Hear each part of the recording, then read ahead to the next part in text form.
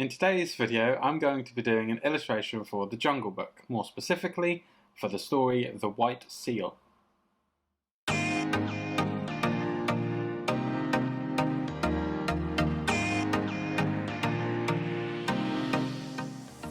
it's World Book Day today, I thought this week I would do an illustration-based video. We'll be back to mini painting next week, and I'm going to be painting this Stormtrooper bust thingy, which isn't actually meant to be painted, but it's from my Mandalorian Monopoly set, which I have primed and got ready to paint. So, I've recently started doing an illustration project for myself to create 10 illustrations for Rudyard Kipling's The Jungle Book. This book is in my top 5 favourite books, and as it is primarily creature-based, I thought it kind of leans on my strengths quite nicely. So I aim to do around 10 illustrations for the whole book, and to date I have done 5, that's including the one I'm about to show you. And what I'm about to show you is an illustration for the story The White Seal. I thought it would be quite fun to show you how I do these illustrations, from coming up with the concept to finalising the actual thing.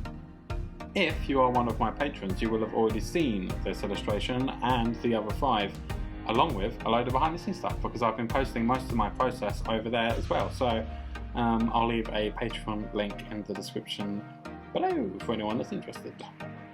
So the first thing to do when starting these illustrations is to do my research. As this one's going to be from the story The White Seal, the first thing I need to do is go through the book or do an online search to refresh my memory of what the story is actually about.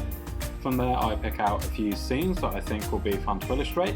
In this case I have gone with either the scene in which our little seal friend Kotkick, it's K-O-T-C-I-K, Kotkick. Yes, in which he meets a seal no he doesn't, he meets a walrus! In which he meets a walrus whilst on his search to find a new land for his family and his, what do you call a group of seals? His gang of seals. Him and his gang. He's looking for a new home for them all to go to, a place untouched by man. So, oh, that's a really roundabout way of describing it. Yeah, so one of the scenes is him talking to a walrus, basically, and then the other one is when he comes across some sea cows, which are described as being these ugly messes that are just eating everything in a really disgusting way. Now that I have a couple of scenes in mind that I want to illustrate, I'm going to move on to thumbnailing. And this is where I do some really loose sketches, quite small, with basically no detail. The main point of this is just to get an idea for the composition and the form of the piece. This stage is always quite fun because you get to be super loose, and it's all about experimenting and finding out what layout will tell the story best. In the end, I landed on the walrus scene. I chose this because of the thumbnails that I'd already drawn. I felt that one of the walrus ones in particular told a story really nicely and directed the eye to what we need to look at. So once the thumbnail is chosen and ready, we are going to blow it up to the size of the drawing area. Now you're probably thinking that this just looks like a scribbly mess, and guess what? You're absolutely right.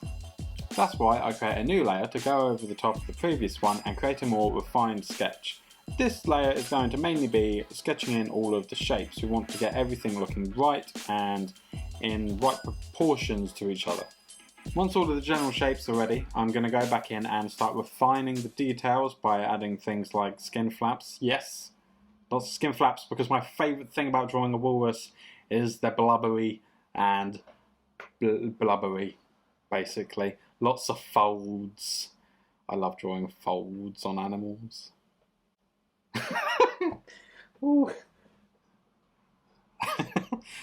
Then when you're finished adding all of those little intricacies, details and skin flaps, I'm going to start adding the line work.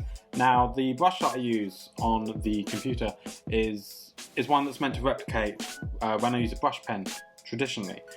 This is so that I can have a good variation in the line weight.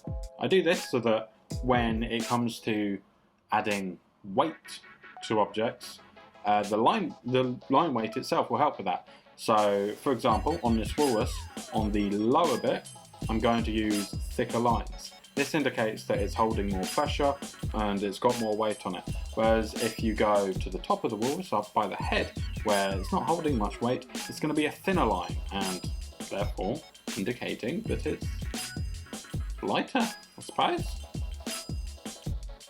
When it comes to adding the colour, I do it in 3 stages. The first layer is the base layer where I block in all the midtones for everything. This is usually just done with the bucket tool because I'm lazy. The second step when it comes to colouring is the shadow layer, and this is my personal favourite.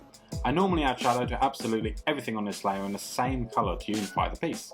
I usually use either a warm purple or blue for shadows, then drop the layer opacity to allow it to blend with the base layer. And then the last layer for colours is highlights, and similarly to the last layer that we did, I'm going to use one colour and do it all over for the highlights and then drop the opacity to unify it. These are the 3 main steps that I've been taking when it comes to colouring my Jungle Book series.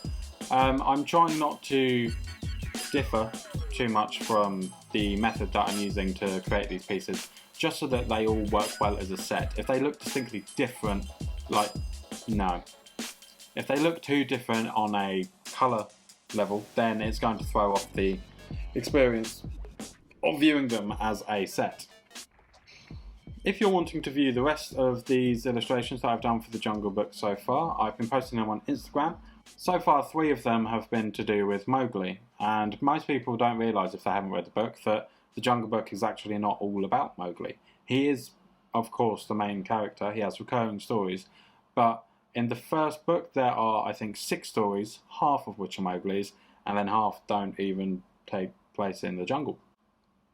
Overall, I'm quite happy with this illustration. It was quite nice to take a break from the jungle setting where it's all warm green tones and move to something where it's a lot colder, and the tones and colours represent that.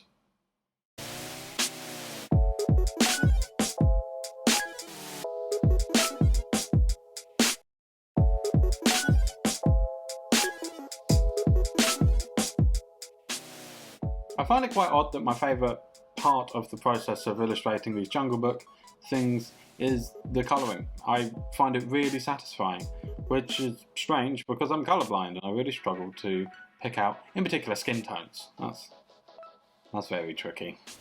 And that's kind of it for this week's video. I know it's a bit different to what I've been posting a lot recently, but I wanted to share it anyway. So thank you for watching. If you liked it, please consider giving it a thumbs up. If you want to see any videos like this in the future, well, definitely subscribe. But leave comments. Let me know that you actually want to see this sort of thing as well, because that would be useful. But other than that, until next time, I shall see you later. The details, adding stuff like folds, not muscle folds, but skin flaps, because that is... No, don't laugh.